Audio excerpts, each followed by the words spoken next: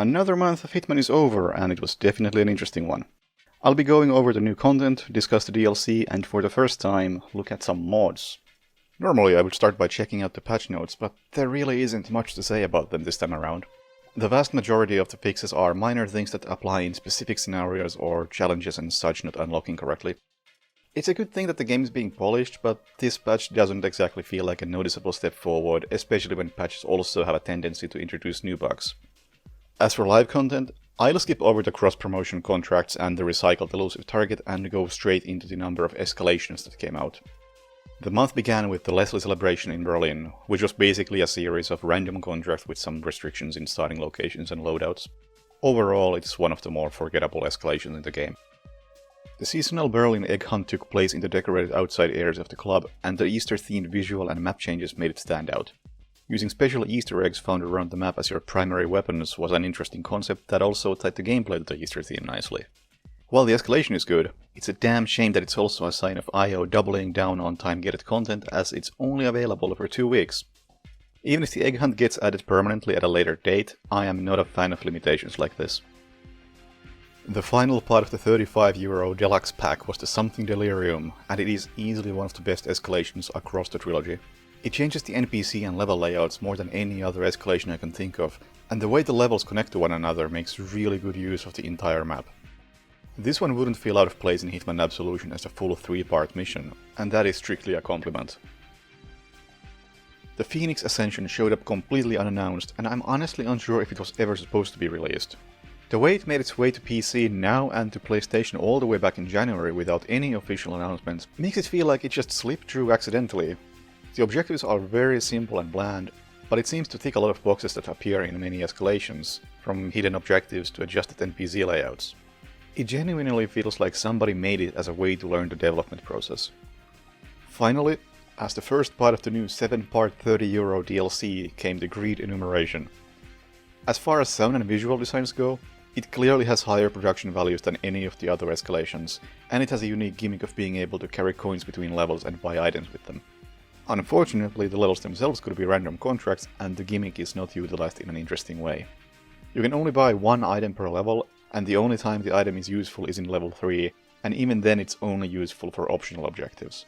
Some good ideas and a solid theme, but it doesn't feel like this one was thought through. If the Greed escalation was a normal escalation, I'd be more willing to look past its weaknesses, but I can't ignore the fact that it is paid DLC.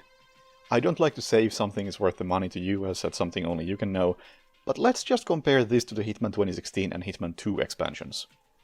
Hitman 2016's Patient Zero cost €20 and contained 4 missions on remixed maps and 3 escalations. Hitman 2's Gold Edition cost €40 and contained 2 full maps and a bunch of other stuff.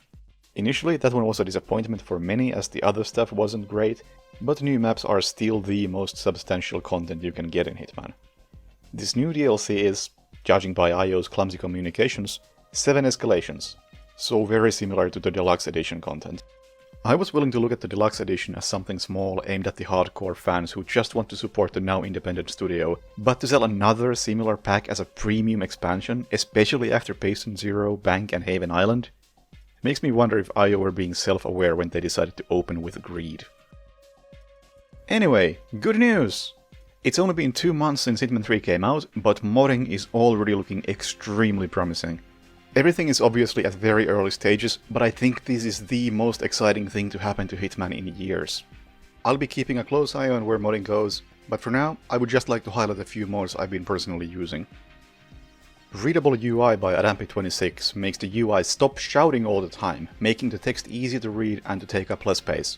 It also removes the vignette effect from the minimap and adds outlines to the NPC icons, making them easier to see regardless of the background color. Enable Camera Shoulder Switch by Greenhouse does exactly what the name implies.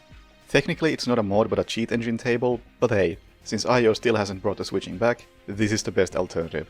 It doesn't work perfectly when in cover and when starting a mission, but it's pretty darn good. Silent Handlers by me mutes the vast majority of voice lines by Diana, Gray and Olivia during missions. I get tired of hearing Diana go on and on about the Mumbai Chals, and now the sweet sound of silence is an option.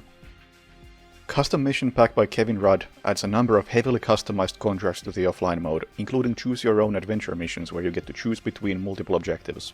Maybe give them a try the next time you want to play Hitman and the servers are down. Lighting Ultimate by Musical Mushroom is very much work in progress, but the changes already speak for themselves. The way it's removing or minimizing bloom and color correction, among other unnecessary post-processing effects, does wonders to the visuals. Again, we're still looking at the very early stages of modding, and I chose to focus mostly on quality of life improvements, as those are what I've been using. You shouldn't get your hopes up for a Traditions of the Trade remake or a custom money system or things like that in the near future, but trust me, modding is heading in a very exciting direction and the future is looking bright. Just a couple of more quick things. Hitman 3's executive producer Forrest Sword-Out-Large was in a GDC podcast talking about managing work-life balance and how the game was made with lockdowns in effect. If that sounds interesting to you, I recommend checking it out. I think she did very well. Also, a while back I made a video discussing my favorite mission in Hitman Absolution, and I was really unsure if the video was any good, but the reception has been really amazing, so thank you so much for giving it a chance. It's nice talking about things that are good, so I'm hoping to do more videos like that in the future. Finally, Dubai is playable for free this weekend. Though I've heard people having trouble accessing it with their old IO accounts, and by the time you're watching this the promotion will be pretty close to ending or over. And that's that for this month in Hitman. I don't know when the next recap will be, as IO is changing their release schedule with the DLC, but if you're subscribed you'll find out anyway. Thank you for watching.